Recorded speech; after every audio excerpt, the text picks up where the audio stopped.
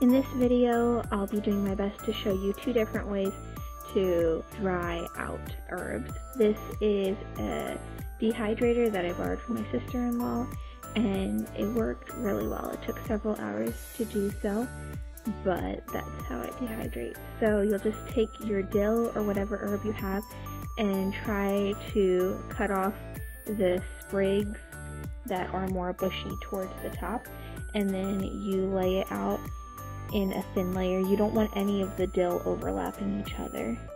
This way they can dry evenly and quicker. You'll want to wait to take your dill out until it is able to be crumbled. So this is how it looked at the very beginning. For the second method of drying herbs, I took 2 cooking sheets and used pretty much the same method. After it was all cut up, I just smoothed it out into a nice even layer on the cooking sheet. I also did a pan of chives. What you'll do is clean them out and then take out any little yellow pieces might be, and then cut it up into nice little chunks. When that is done, you'll just want to put it on your baking sheet and spread it out into a nice even layer. For my lavender, I just hung it up for a few days until it dried out, and I made little sachets out of them, and they smell amazing. This is what the parsley and the basil looked like before it was dried out.